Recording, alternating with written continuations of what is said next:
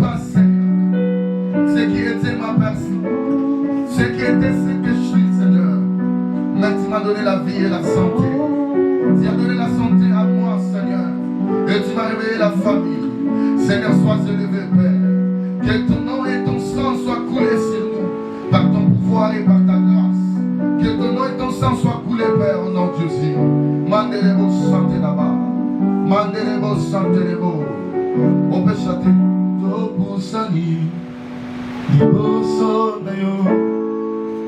Tomemi. Merci, pasteur. Yamasa joli. Yamaloye.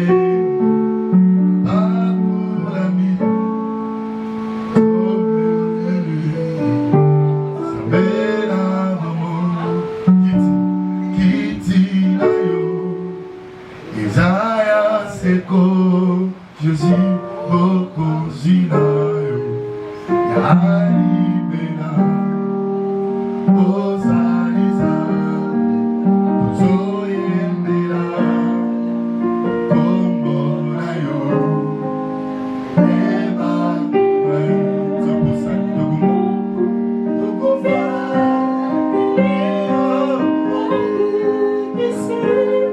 okay.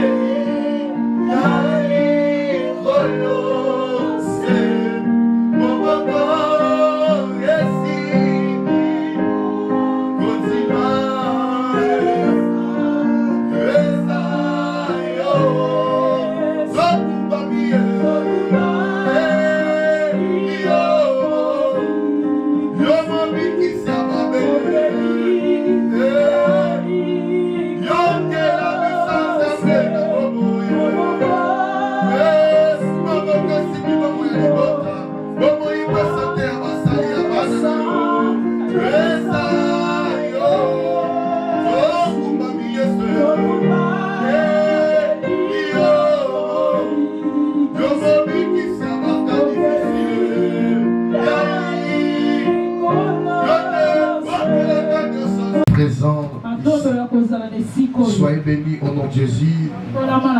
Nous prenons la parole de Dieu. Josué chapitre 2, les versets 8 à 14. Josué 2, 8 à 14. Je lis au nom de Jésus. Amen. Avant que les espions se couchaient, Ab monta vers eux sur les toits et leur dit: L'Éternel, je les vous a donné ce pays. La terreur vous inspire, nous en saisit, et tous les habitants du pays tremblent devant vous. Car nous avons appris comment, à votre sortie d'Égypte, l'Éternel a mis à sec devant vous les eaux de la mer Rouge, et comment vous avez traité les deux rois des Amoréens au-delà du Jourdain, Sion et Ogé, que vous avez été dévoués par interdit. Nous l'avons appris et nous avons perdu courage, et tous nos esprits sont abattus à votre aspect. Car c'est l'Éternel, votre Dieu, qui est Dieu en haut dans les cieux et en bas sur la terre. Et maintenant, je vous prie, jurez-moi par l'Éternel que vous aurez pour la maison de mon Père la même bonté que j'ai pour vous. Donnez-moi l'assurance que vous laisserez vivre mon père, ma mère, mes frères, mes sœurs et tout ce qui leur appartient, et que vous nous sauverez de la mort. Ces hommes lui répondirent: nous sommes prêts à mourir pour vous. Merci, soyez bénis. J'espère que ce dimanche, c'est un grand dimanche de joie pour nous. C'est un dimanche de la faveur de Dieu. C'est ça, je nous prie d'être présents en esprit, parce qu'il y a des choses que Dieu va faire pour nous.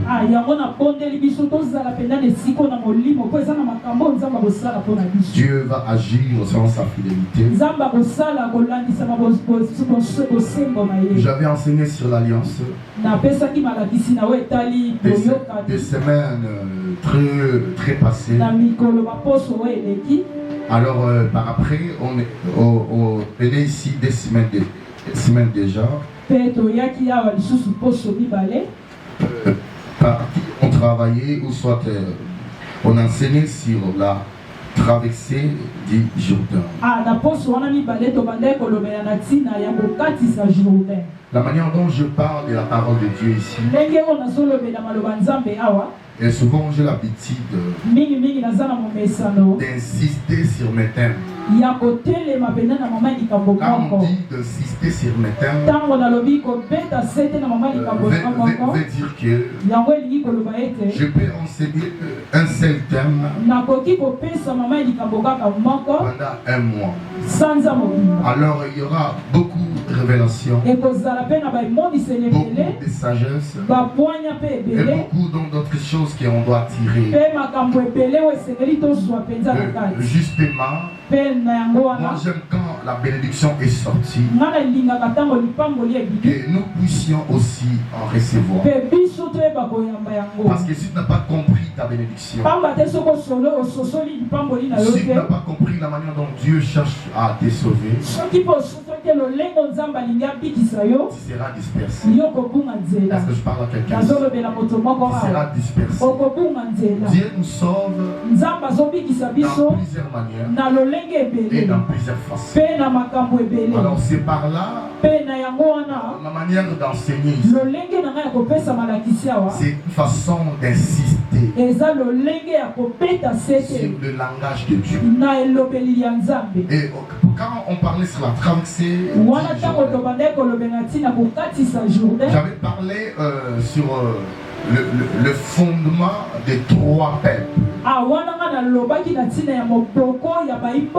Peut-être toi tu peux dire que le prophète n'avait pas prononcé le mot fondement.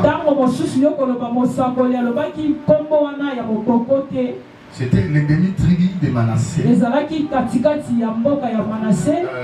Qui a encore les Ribérites, ainsi d'autres là, les Gadites, voilà. Les Gadites, le Ribénite, ainsi que des demi-tribus de Manassé. C'était un peuple qui n'avait pas droit à l'héritage. Mais leur respect, leur savoir, la manière dont ils traitaient les héritiers. Alors, Moïse a juré devant l'Éternel qu'ils ne peuvent pas laisser ces trois peuples. Selon la logique des choses, c'était le même famille. Ils étaient les gens et les membres de la même famille. Mais c'est un père qui les avait dispersés. Il donnait l'héritage d'autres fils. Et il a dispersé d'autres fils. Parce que le Ribénite, c'était le fils ou la progéniture de Ribin. Les Gadites, c'était la progéniture de l'un aussi des fils de Jacob. Alors, quand on prend les demi-tribus de Manassé, c'était parmi les petits-fils, les petits-fils de Jacob. Et précisément dans la progéniture de Manassé. Manassé était le fils biologique de Joseph. Joseph qui est le fils de Jacob. Alors Manassé était l'aîné de la famille. Selon la loi de la malédiction, vu que Ribin, c'était la première progéniture, première génération maudite par un père qui pouvait bénir les familles. Alors tous les problèmes de l'héritage spirituel et physique que nous subissons dans la famille, ça venait de la bouche de Jacob. Ça venait de sa bouche. Parce que quand il a béni d'autres enfants, et il avait laissé les enfants, donc il s'est adapté aux caprices des enfants. Et il les avait abstenir de ne pas toucher à leur droit de la bénédiction. Alors succès, les 3 générations étaient devenues dispersées à cause de la bouche de Jacob. Alléluia. Amen. Ta bouche, ça peut t'amener à la mort. Ta bouche dans tous les domaines, ça fait disperser la vie de ton couple. Ta bouche, ça peut faire perdre le travail. Ta bouche, ça peut détruire la vie de tes enfants.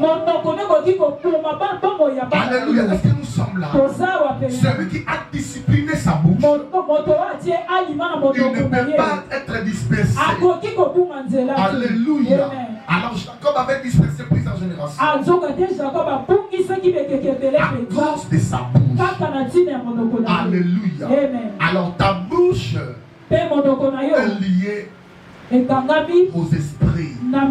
Dieu a créé le monde dans sa bouche. On parle de la parole. La parole ne peut pas se prononcer lorsqu'il n'a pas la bouche. Alléluia. C'était une manière de raptirer, de recapturer, de prendre ce qui était passé. Que tu ne peux pas avoir le mariage, mais tu peux recevoir le mariage à cause de ce que tu fais.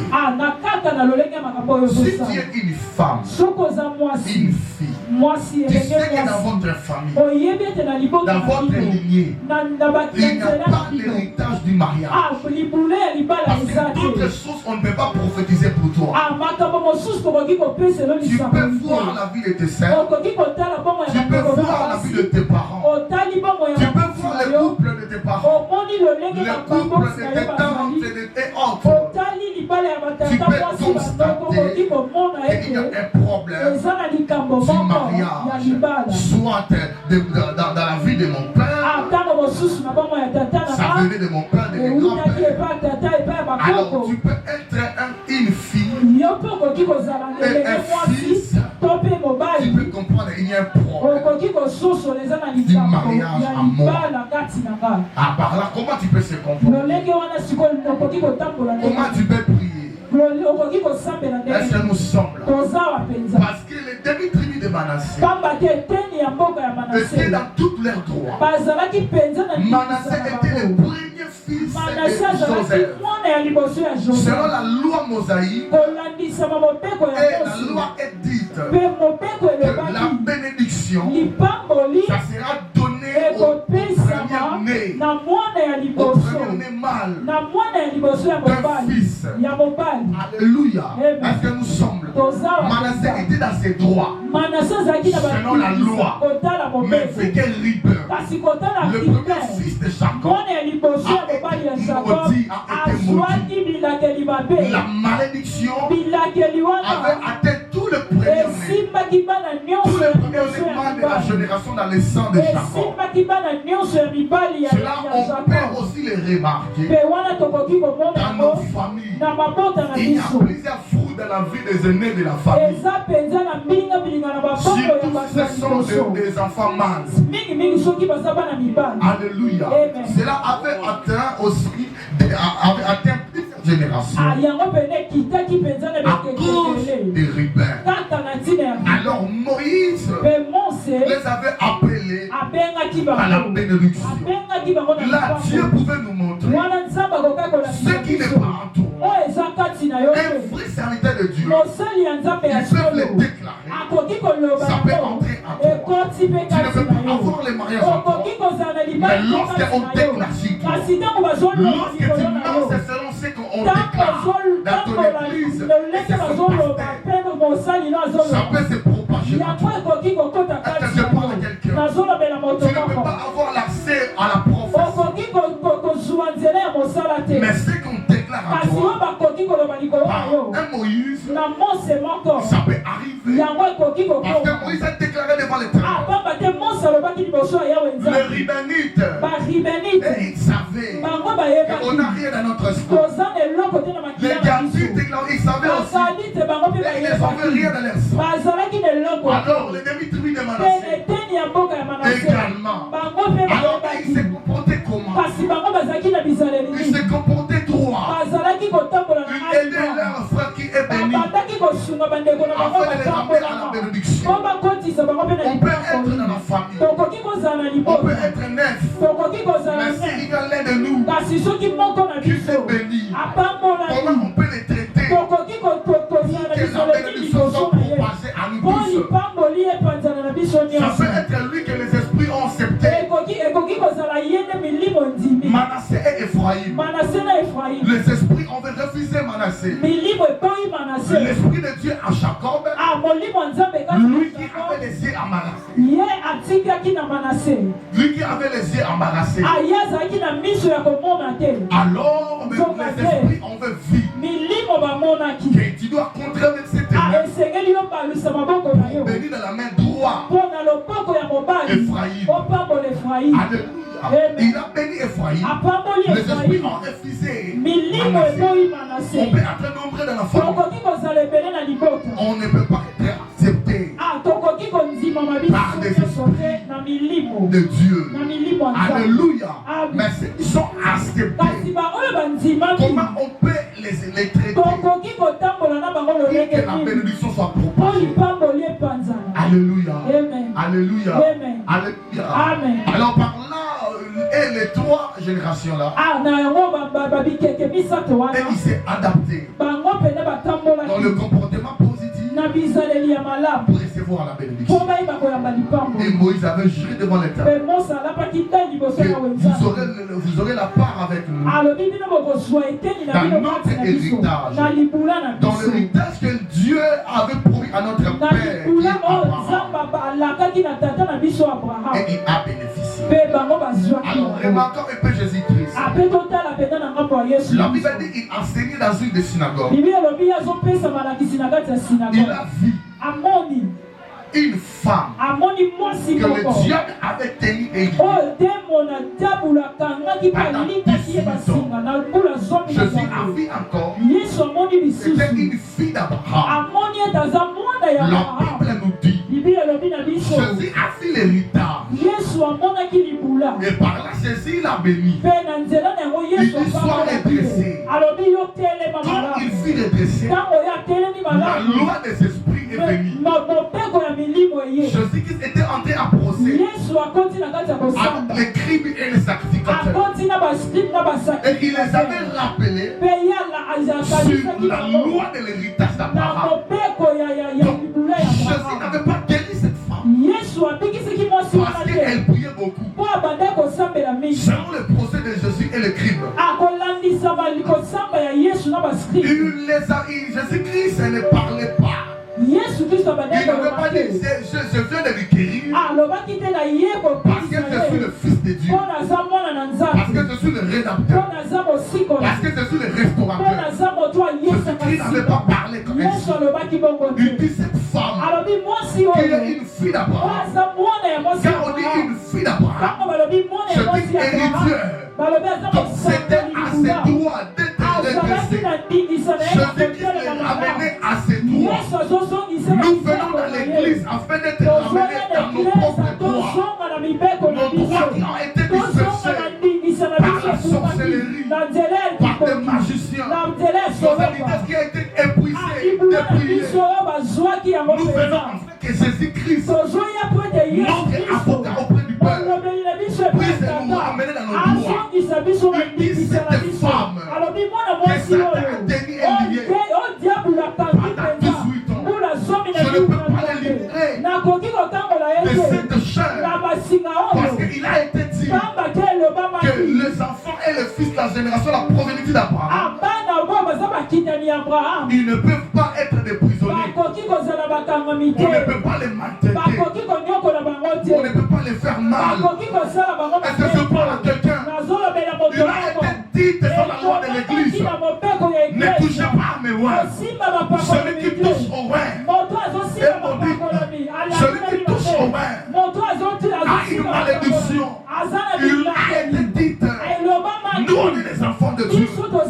Les sorciers qui nous maudissent, les esprits qui nous poursuivent, nous on doit rester dans l'église. La Bible dit cette femme-là était dans l'église. Pendant 18 ans passés, la femme n'avait pas refusé. C'était un saint sujet. Parce que la Bible nous dit, cette femme-là, elle était triste. Souvent, elle n'arrivait pas à manger. Elle avait des graves problèmes. Souvent, elle rougissait. Ses dents souvent devenaient rouges. Souvent, son visage devenait pâle. Elle était vraiment malade. Parce qu'elle souffrait. Il te réclame au célibat. Il te réclame au divorce. Il te réclame à la pauvreté. Il te réclame à la maladie. Il te réclame à quoi? Je lève ma main. Je déclare ce matin: il n'y aura aucun esprit qui te réclamera, qui te réduira à rien. Au nom de Jésus, je te ramène dans tes droits. La Bible dit: Jésus a fini cette femme que Satan avait tenue éveillée. Jésus a dit: c'est une fille d'Abraham. Je déclare, bien-aimé, tu es une fille d'Abraham. L'ange Gabriel, tu es dans les cieux. Tu es en train de m'écouter. Tu es ici présent comme un envoyé de Dieu. Moi je parle à mes droits. Et tu es un envoyé serviteur de Dieu. Tu as été juré devant notre Père. Tu es Abraham. Tu avais dit: toutes les nations seront bénies à nous. Tu avais dit: tu nous multiplieras. Tu avais dit: tu nous élèveras. Tu avais dit: si on est dans les lignées d'Abraham, quand on arrive quelque part, le sang va nous reconnaître que nous sommes la lumière et nous sommes les saints du monde. Quand je prie que les ténèbres ne règnent pas dans nos vies, au nom de Jésus-Christ de Nazareth. Alléluia. Les ténèbres ne régneront pas dans ta vie. Le cercle des ténèbres ne régneront pas dans ta vie. Au nom de Jésus-Christ. Ça ne régnera pas dans ta maison, ni dans la vie de tes enfants. Car Dieu la lumière. Alléluia. Jésus a ramené. Il est venu. Il dit: cette femme qui est une fille d'Abraham. Quand on dit une fille d'Abraham, ça veut dire une héritière qui n'est pas dans ses droits. Jésus l'a ramené dans ses droits. Qui parmi vous, le jour du sabbat, il vient et il voit son troupe ou son ânesse en train de partir, pour être dans un trou. Alors est-ce qu'il ne va pas les ramener? Ils vont laisser entrer parce que c'est le jour de sabbat. La Bible dit: et tous étaient restés calmes. Et Jésus a ramené cette femme dans ses propres droits. Ce matin, que Dieu te ramène dans tes droits. Tous les gens qui prononcent mal pour toi, je prie qu'ils puissent voir ton Dieu. Dieu ramène dans tes droits. Même si tu me regardes dans les réseaux sociaux, tu m'attends très loin. Je dis: tu es ramené dans tes droits. Si tu es dans cet auditoire, si tu attends seulement ma foi et tu acceptes ce que je dis, Jésus-Christ travaille maintenant. Il travaille maintenant avec l'ange Gabriel, celui qui avait dit devant Abraham: notre Père, parce que tu as fait cela, parce que tu n'as pas hésité, parce que et il a commencé à bénir. Alors que cette bénédiction-là nous atteigne au nom de Jésus, que cela nous touche au nom de Jésus. La bénédiction de la prospérité, la bénédiction des réussites, la bénédiction de la plénomène, de persister au mariage, la bénédiction de la profession, de vivre longtemps sur la terre. La Bible dit: Dieu avait rassasié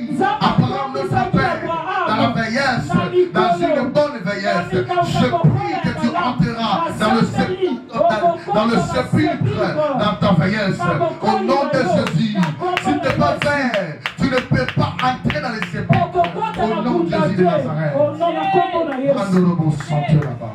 Amen. Voilà. Alors, les trois peuples étaient ramenés dans l'air 3. Maintenant, aujourd'hui, je voulais encore ajouter un petit thème. Parce qu'on m'a pendant 20 minutes avant que nous prions.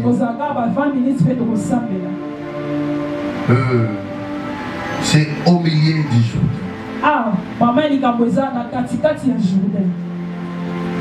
Parce qu'avant le Jourdain, sauf dans le traversée du Jourdain, les trois peuples ont été établis dans la loi de récupérer et de prendre ce qui était dans les 3.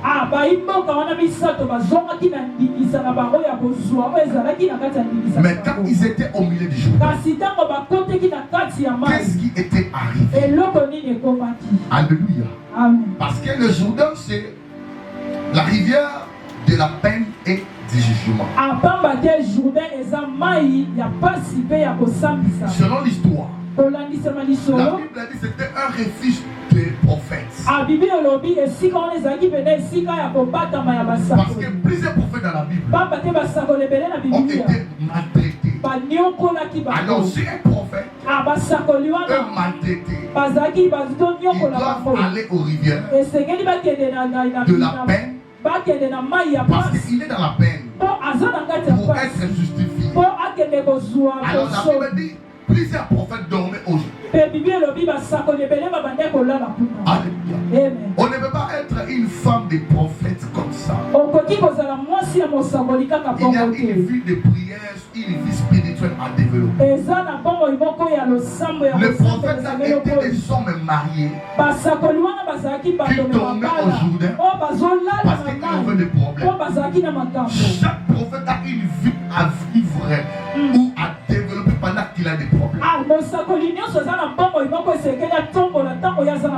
Il y a des prophètes dans la Bible qui étaient décédés à cause de problèmes, à cause de la peine. Un prophète ne vit pas normalement dans son cerveau et dans son esprit. Parce que lui, il est ici. Et dans le ministère, on les appelle les gens proches de Dieu. Pour s'approcher de Dieu, quand tu parles de la part du Seigneur, quand tu te reviens à ta personne, ta vie, ta propre vie sera dispersée. C'est ça, il est demandé aux femmes des prophètes d'accepter d'autres peines de leur mari. Alors la Bible dit les prophètes vivaient proches du Jourdain. Mais la Bible n'a pas dit qu'ils étaient avec leur famille. Quand tu as des peines, toi tu viens au Jourdain où tu vas se les ravisser. Le prophète venait au Jourdain. Parce que quand on parle la mère de la justification, c'était un seul lieu pour eux de voir Dieu dans le Jourdain. D'un autre côté, c'était la mer, les rivières.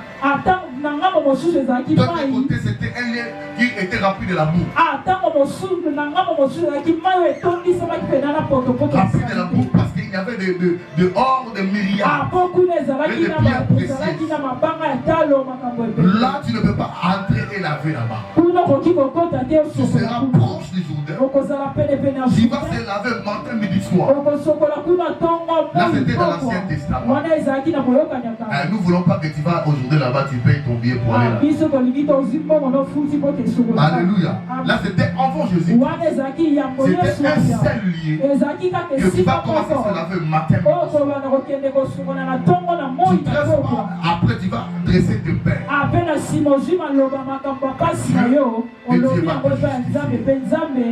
Alors, ça ne sera pas qu'un ange vient, il prend le bien précieux et te donne. Mais tu seras communiqué spirituellement tu seras communiqué à la richesse dans le paix et la puissance positive. Selon l'histoire de la Bible, et l'auteur a dit ceci. Il a dit, il y a des prophètes qui viennent aujourd'hui qui offrent même une année ou plusieurs années là-bas. À 100 ans du Jourdain, il peut vous raconter quelqu'un qui peut lui donner même $100,000. Il peut lui donner avec $1 million. Alors tous les peines est parti. Maintenant aujourd'hui, le Jourdain, notre Jourdain c'est l'église. Parce qu'on est dans le Nouveau Testament. À tout moment que tu as de peine et de problème, de difficulté, on reste dans l'église. La femme elle était courbée. Elle était restée dans l'église. Jusqu'au jour où Jésus-Christ, elle avait ramené dans ses droits. Alléluia. Je me retourne pas encore avant. J'ai déjà beaucoup parlé de cette femme de pleurs. Donc elle a été ramenée dans ce droit. Parce qu'elle était une fille d'Abraham. Là c'était le pont entre l'alliance, la justification et la paix. Alléluia. Alléluia. Et c'est ça que la Bible dit. Il y a donc maintenant aucune condamnation. La condamnation n'est pas la condamnation. Ne peut pas te toucher, mais tu peux entrer en procès. Alléluia.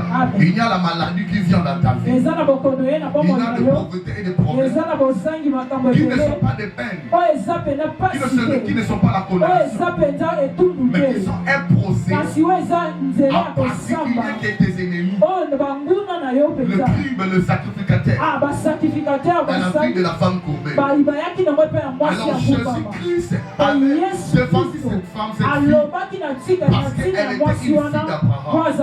Dieu nous défendra dans l'église parce qu'on est qui? Il nous défendra parce qu'on est dans quelle position? Parce que toi tu es dans l'église, peut-être que tu n'es pas positionné. Tu pries peut-être que ta foi n'est pas stable.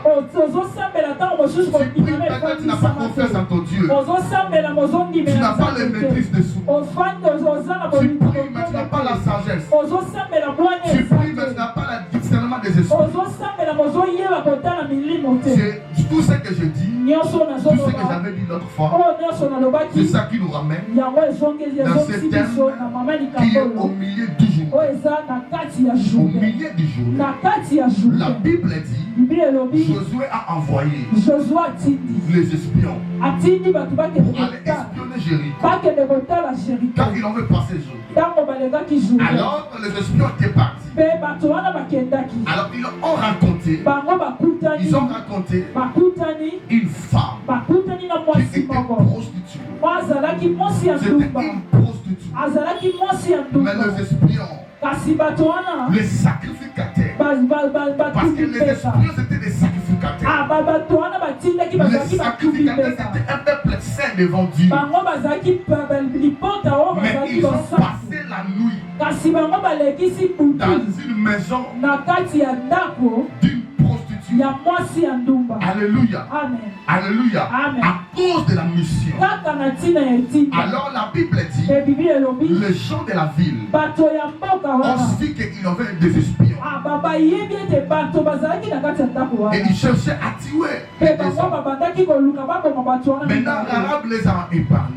Il avait risqué sa vie pour protéger les gens qui ont la promesse. Parce que s'il avait tué les deux espions, la promesse de tout le peuple d'Israël, la promesse de Dieu d'Israël, le Dieu d'Abraham, d'Isaac et de Jacob, ça n'allait pas toucher le peuple. Il y avait plusieurs personnes, leurs promesses ont été dispersées. Parce qu'ils ne savent pas mettre la main, le pied plutôt. Où je peux mettre le pied, où je peux me protéger, par qui je peux être protégé, par quel endroit que je peux mettre, je peux me mettre plutôt. Est-ce que je parle à quelqu'un? Les espions ont passé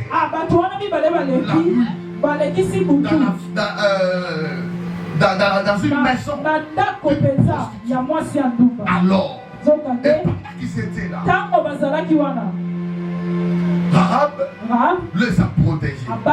Et il a risqué sa vie. C'était ça qui avait demandé à Rahab de le faire.